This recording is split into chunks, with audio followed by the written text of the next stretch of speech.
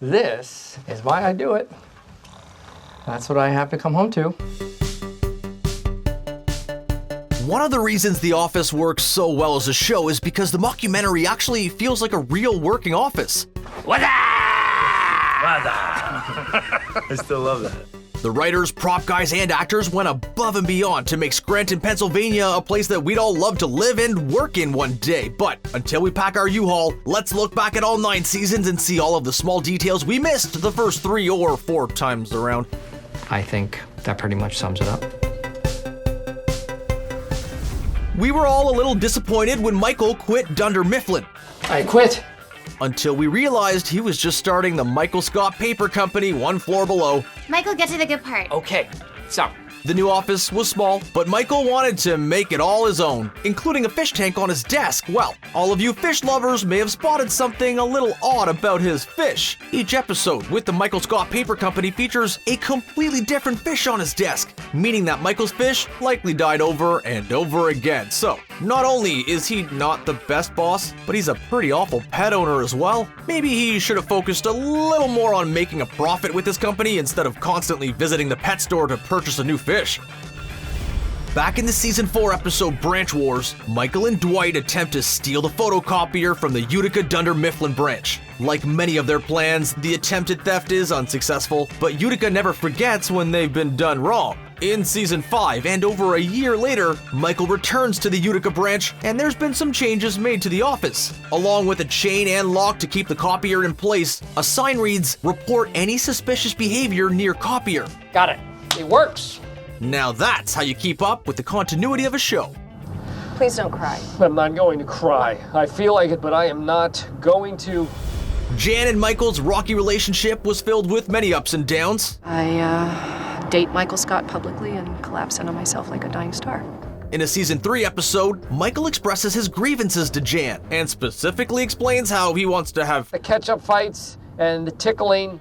The line was a goofy moment and could be easily forgotten, but the writing crew decided to bring it back for the Season 7 episode, Threat Level Midnight. During the low-budget film, we see Michael's character in some flashback scenes. During one of the quick moments, Michael is actually having a catch-up fight, making his couple goals a reality in the low-budget film. This wouldn't be the only small moment in Threat Level Midnight that reflected back on the series, but we'll tackle that one a little later in the video. Did the chicken come before the egg? That's the question we have after comparing a small moment in The Office pilot with a scene 3 seasons later. First, the pilot. During a random moment, we listen as Dwight hums the Little Drummer Boy song. Well, flash forward to the Season 3 Christmas episode, and we find out that Angela's favorite song is The Little Drummer Boy. So, were Dwight and Angela already a thing? Did he pine for her years before the premiere of the show and already knew her favorite song? Or did the writers decide to call back that moment and tie it into their relationship, retconning the whole random moment from the pilot? Either way, it's a cool little detail that makes the show so great. Then I wake up to the smell of crackling bacon. Michael has done some foolish stuff over the years, but one of the fan favorite moments has to be in the Season 2 episode The Injury, where Michael burns his foot after trying to grill bacon on a George Foreman grill. The whole injury spirals out of control. Dwight ends up with a concussion, and television history was made with the hilarious episode. The Injury wasn't the last time we'd hear about the grilled bacon. There were multiple callbacks through the series. In Michael's SNL parody music video, Lazy Scranton, he has a line about grilled bacon. And then in the episode The Dinner Party, we can spot a George Foreman grill right next to Michael's makeshift bed on the floor. Pretty safe to say that he did not learn his lessons after the injury. I should have known. While it's easy to assume The Office was filmed on location in Scranton, Pennsylvania, the show was actually filmed mostly in California. Did everybody know about this but me? They do a great job of covering this up, but the traveling salesman episode gives a little too much away. When the characters are in the parking lot, look behind the large fence, and you can spot the top of a palm tree just behind the fence. Yeah, we're pretty sure Pennsylvania doesn't have any palm trees growing in the wild, especially with all those harsh winters. The Office was so great at building up a world of supporting characters. One of them was Phyllis's true love, Bob Vance. And when you hear the name Bob Vance, you naturally want to follow it with Vance Refrigeration. the reason. That's exactly what Bob did anytime he was featured in a scene or met a new character. Bob Vance, Vance Refrigeration. But why was Bob so weird about his greeting? Because of the documentary crew. Bob constantly said the name of his business to get as much exposure as possible to the film crew. Bob even donated a fridge to the Dunder-Mifflin casino night, giving his business more exposure. That's some pretty good looking out there, Bob. Dwight never cares about being politically correct, and one of the best examples of this came from his management hierarchy chart. The chart he presented included the menstrual cycles of female employees, members of the party planning committee, and symbols for anyone who was female. One of the more intriguing details on the chart was the appearance of Creed's name. On the chart, Dwight has printed Creed Bratton in quotes. He obviously chose quotes because Dwight has some information on Creed's true identity, knowing that Creed was never his real name. With only a few seconds on the screen, the moment was easy to miss, but showcases some of the great details put into the show. In the 60s, I made love to many, many women, often outdoors. There's always something special about the holiday episodes of The Office. While we will always love the Halloween and Christmas episodes, the show also went all out for St. Patrick's Day. There were so many details tossed into the episode, it was easy to miss some moments of green. During multiple shots with Stanley, take a gander at the water tank over his shoulder. The water inside the dispenser has actually been fully dyed green, most likely an idea from Michael. Right? The little touch is what helps make the episode feel so festive. In the season 4 episode, Dunder-Mifflin Infinity, there's a random moment where we see a bottle of salad dressing on Michael's desk. The homemade dressing features Michael's face on it, and it's called Great Scott. The gag seems pretty random and definitely a Michael thing to do, but there's more to it than just a funny prop. In the previous episode Fun Run, there was a deleted scene where Michael talks about creating his own dressing. I mix Newman's Ranch with Newman's Italian. I sell it at flea markets for a slight loss. If the deleted scene was left in the episode, it would have been an even funnier payoff. The Great Scott salad dressing wasn't the only funny detail found in the Dunder-Mifflin double episode. After Meredith gets run over by Michael Scott, she suffers multiple injuries and eventually returns to the company with a cast around her pelvis. Doing something only Meredith would do, she decides to have her coworkers sign the cast, including a reluctant Jim. When actor John Krasinski goes to sign the cast, he must have been naturally signing his autograph because he wrote his actual name instead. The big giveaway was the giant K on the last name. There's no way that's an H. And instead of fitting Meredith with a whole new cast, the production crew decided to keep the funny detail in. I hate being left out. Michael is terrible at keeping secrets, and things get way out of control in the season 6 premiere Gossip. Really? So, well.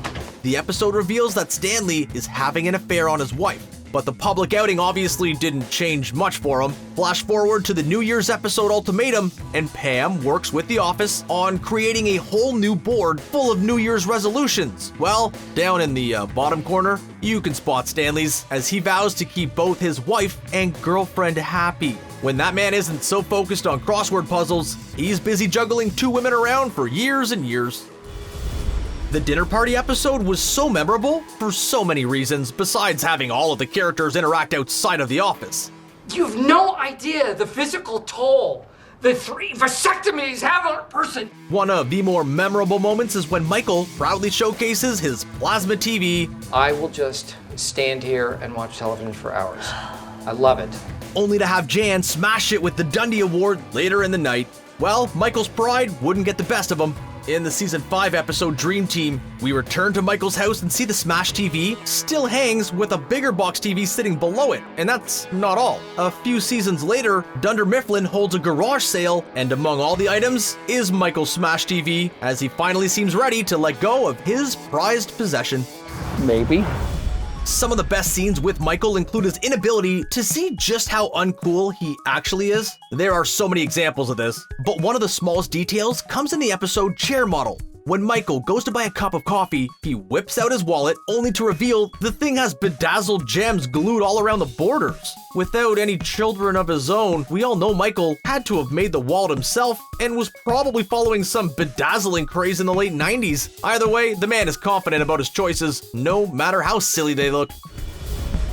Dwight and Kevin don't share a lot together, or seem to have a lot in common, but in season 2, the duo did share a fun bonding moment when they lit a bunch of firecrackers together. For years, nothing really came of it until Jim and Pam began planning their wedding. With the shenanigans of the Scranton office, the engaged couple had to lay down some ground rules. Believe it or not, Kevin, firecrackers are in the don't column. The only two people to complain about it, Dwight and Kevin. A loser!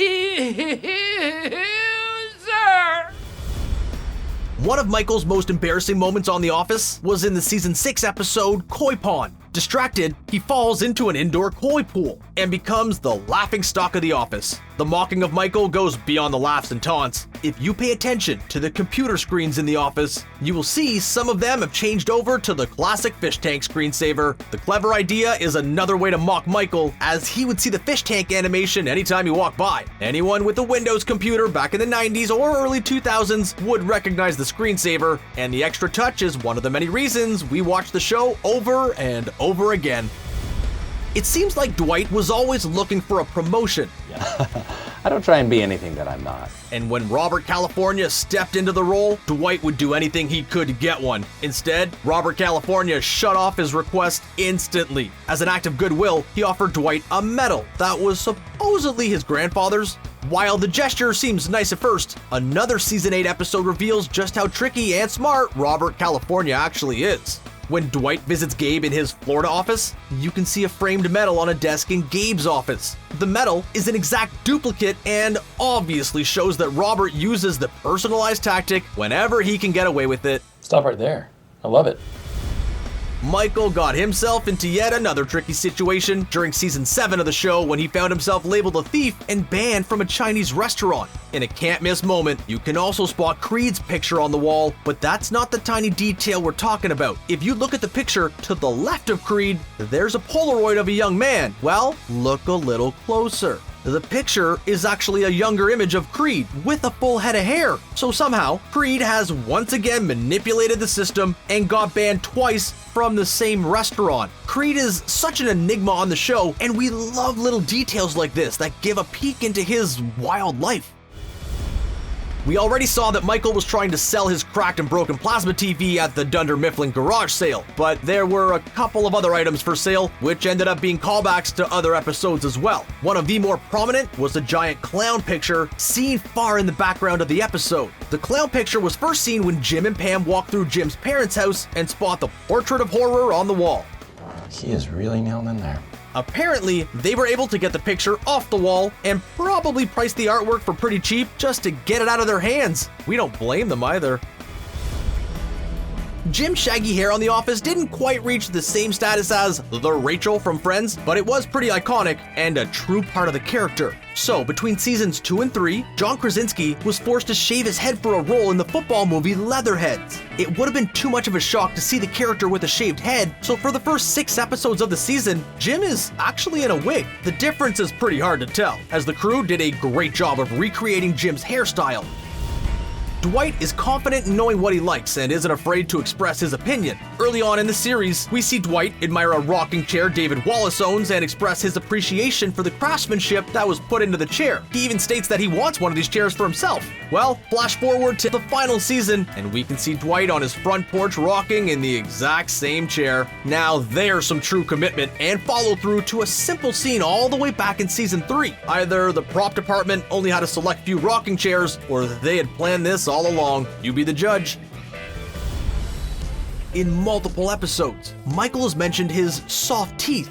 You know I have soft teeth. How could you say that?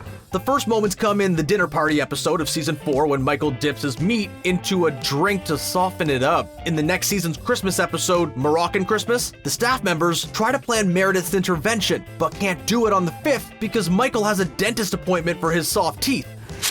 Monthly dental appointment. Soft teeth. The callback was a great little detail and showcases how much effort was put into all the characters on the show. One of the great sets on The Office is the break room. The area is filled with so many confrontations, great moments on the show, and a good way for characters to interact while we still see office happenings going on in the background. If you pay attention to some of the background details in the break room, then you'll notice the vending machine is a tad bit overpriced. One of the machines lists every single item at $4.25. What a ripoff. We already mentioned before how Michael's threat level midnight movie featured the catch-up scene he longed for in a relationship, but the flashback montage he watches has another great reference as well. In the clips, you can see Michael playing with animal crackers as he pretends to walk them up a woman's body. While the scene isn't just a random goofy moment, it was actually a parody of a similar scene in the 1998 film Armageddon. In the scene, Ben Affleck's character does the exact same thing, and Michael even matched up the outfits for both characters, showing true commitment to his homage. At the same time, the short clip makes you realize how ridiculous the animal cracker scene actually was in the movie. The season 4 episode Branch Wars sent Michael, Jim, and Dwight off on a mission, while back at the main office, we saw Pam, Toby, and Oscar in their exclusive club known as the Finer Things Club. The exclusive club not only features mature talks, but look closely at the teapot used with the club. The teapot is the same one Jim gifted Pam in the season 2 episode Christmas Party. The nice little moment just goes to show you how much Jim and Pam appreciate each other. Or maybe she just left it in the office the whole time and decided to pull it when the Finer Things Club was formed, but knowing the duo, it was probably just another sweet gesture. Well, there you go. Watching all these small moments just makes us want to go back and binge the whole series again. Any other small details that we missed? What was your favorite moment? The most clever? Let us know in the comments below. Thanks for watching, and don't forget to subscribe to ScreenRant for more great content.